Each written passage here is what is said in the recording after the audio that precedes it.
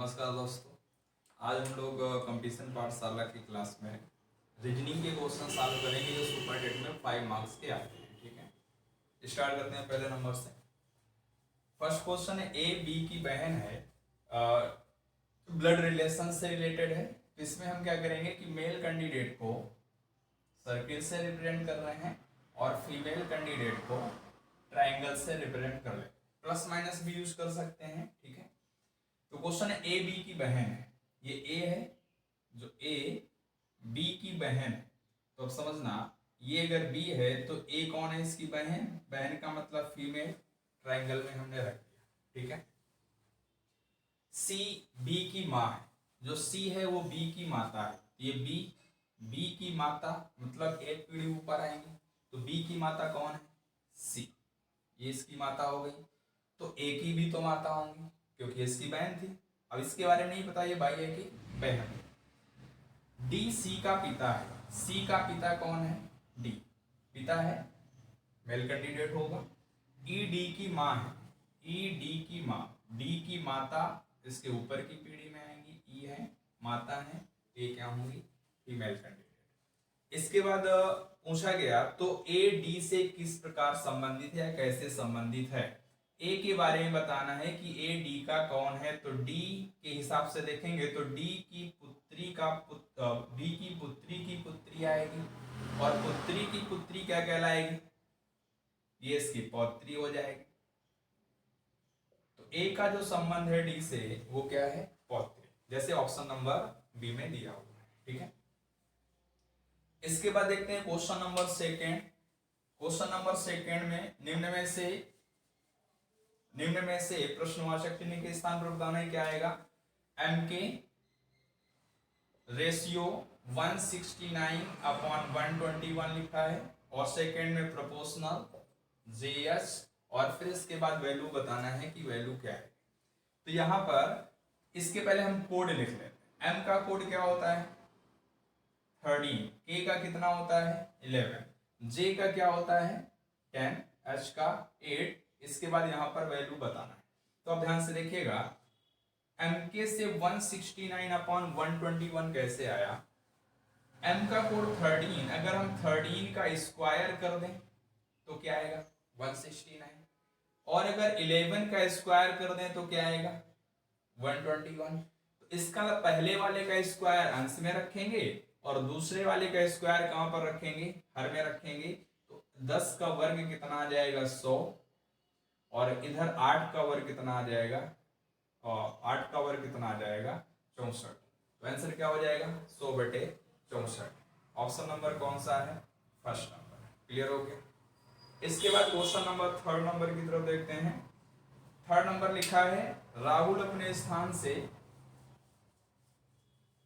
Third number, Rahul अपने स्थान से 40 किलोमीटर पूर्व की ओर साइकिल चलाता है।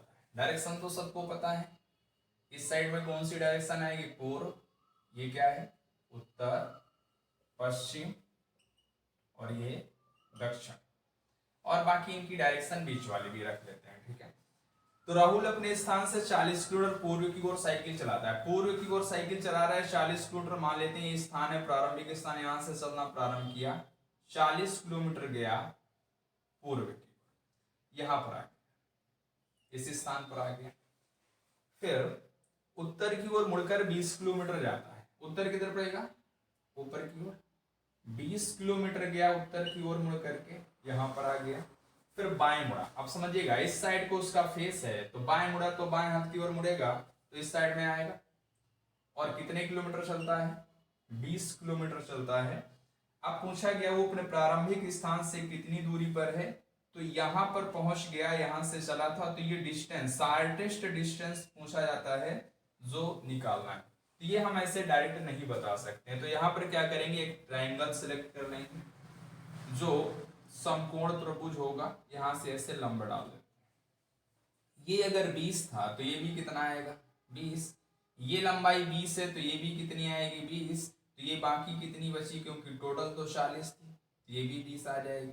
अब इस त्रिभुज में हम सॉल्व करेंगे, ये समकोण त्रिभुज है, पाइथागोरस यूज करेंगे, हमको कर्ण की लंबाई बताना है, तो कर्ण की लंबाई निकालेंगे तो अंडर रूट दोनों भुजाओं के वर्गों का योगफल 20 का वर्ग प्लस 20 का वर्ग अंडर रूट में रख। अब इसको सॉल्व करें। 20 का वर्ग कितना आएगा 400 प्लस ये कितना आएगा 400, अंडर रूट कितना हो गया 800। 800 को हम 2 गुणे 400 लिख सकते हैं।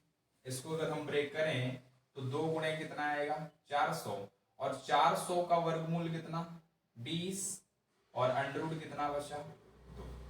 तो अब वो प्रारंभिक स्थान से कितनी दूरी पर है 20 अंडर रूट 2 किलोमीटर की दूरी पर है। Option number C. इसके बाद क्वेश्चन नंबर नेक्स्ट, इसको नोट कर सकते। क्वेश्चन नंबर नेक्स्ट है, किसी सांकेतिक भाषा में 256 का अर्थ है यू आर गुड। 256 की का मतलब है यू आर गुड, और 637 वी आर बैड, और लास्ट में दिया है 358 की वैल्यू का मतलब है good and bad. Good and bad. तो हमको बताना है कि एंड के लिए कौन सा कोड यूज किया गया। तो इस तरह से चाइनीज कोडिंग में भी क्वेश्चन आते हैं। तो इस टाइप के क्वेश्चन के लिए याद रखिएगा कि हम कंपैरिजन करते हैं, कभी भी सीरियल मैच नहीं करते हैं, ठीक है। अगर सीरियल मैच करेंगे तो फिर आंसर नहीं आएगा। तो हमको यहाँ पर एंड की वैल्यू फाइंड करना है कि एंड की वैल्यू क्या है। तो एंड यहाँ पर और किसी में नहीं दिख रहा है, इसका मतलब है एंड हम डायरेक्ट नहीं ज्ञात कर सकते हैं। पहले हम गुड फाइंड कर लें, बैड फाइंड कर लें, फिर जो बचेगा वो एंड हो जाएगा। तो इनका हम कंपैरिजन करते हैं। जैसे इसकी तुलना हम सबसे पहले कर लेते हैं पहले वाले से।